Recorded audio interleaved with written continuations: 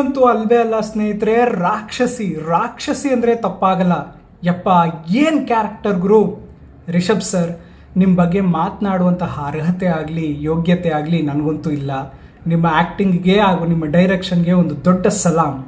ನಾನು ಈಗಷ್ಟೇ ಕಾಂತಾರ ಚಾಪ್ಟರ್ 1 ಫಿಲಮ್ನ ನೋಡ್ಕೊಂಬಂದೆ ಸ್ನೇಹಿತರೆ. ನನಗೆ ಅದರಲ್ಲಿ ತುಂಬ ಅಂಶಗಳು ಇಷ್ಟ ಆಯಿತು. ಆದರೆ ಮನೆಗೆ ಬಂದ ಮೇಲೂ ನನಗೆ ಕಾಡ್ತಾ ಇರುವಂತಹ ಕ್ಯಾರೆಕ್ಟರ್ ಯಾವುದಪ್ಪ ಅಂದರೆ ಕನಕವತಿ ಕ್ಯಾರೆಕ್ಟರ್. ಕನಕ ಅಂದರೆ ಚಿನ್ನ, ವತಿ ಅಂದರೆ ಹೊಂದಿರುವವಳು, ಅಂದರೆ ಚಿನ್ನದಂತೆ ಹೊಳೆಯುವಳು ಅಂದರೆ ಕನಕಾವತಿ. ಹೌದು ಸ್ನೇಹಿತರೆ, ಲಿಟ್ರಲಿ ಚಿನ್ನದಂತೆ ಹೊಳಿತಾ ಇದ್ಲು ಈ ರಾಕ್ಷಸಿ ಅಂದರೆ ತಪ್ಪಾಗೋದಿಲ್ಲ. ಒಂಬಾಳೆ ಅವರು ಹೀರೋಯಿನ್ ರಿವೀಲ್ ಲುಕ್ ಅಂದ್ಬಿಟ್ಟು ಈ ಪೋಸ್ಟರನ್ನು ಬಿಡ್ತಾರೆ. ಆ ಫೋಟೋ ನೋಡೇ ನಾನು ಫಿದಾ ಆಗಿಬಿಟ್ಟಿದೆ.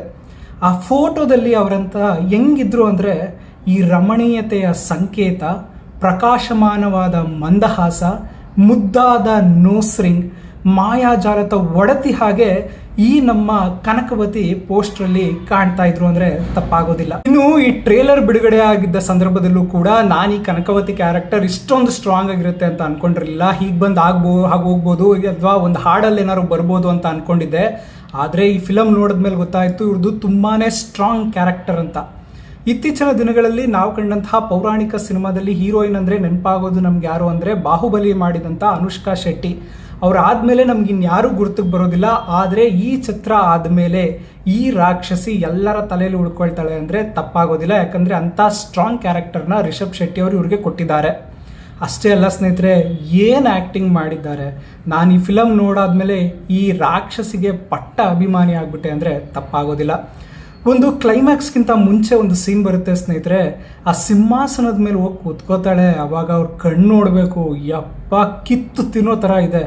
ಅಷ್ಟೇ ಅಲ್ಲದೆ ರಿಷಬ್ ಶೆಟ್ಟಿಗೆ ಎದುರಾಗಿ ಒಂದು ಸೀನಲ್ಲಿ ಮಂಡಿ ಊರಿ ಒಂದು ಏನೋ ಕೇಳ್ತಾರೆ. ಯಪ್ಪ ಆ ಸೀನ್ ಮಾತ್ರ ಮೈಂಡ್ ಬಾಗ್ಲಿಂಗ್ ಅಂದರೆ ತಪ್ಪಾಗೋದಿಲ್ಲ ಸ್ನೇಹಿತರೆ. ಅಷ್ಟೇ ಅಲ್ಲ, ಇನ್ನೂ ಹಲವಾರು ವಿಚಾರಗಳಿದ್ದಾವೆ. ಅದನ್ನೆಲ್ಲ ಹೇಳಿದ್ರೆ ಫಿಲಮ್ ಸ್ಪಾಯ್ಲರ್ ಆಗಿಬಿಡುತ್ತೆ ಅಂತ ನಾನು ಹೇಳ್ತಾ ಇಲ್ಲ.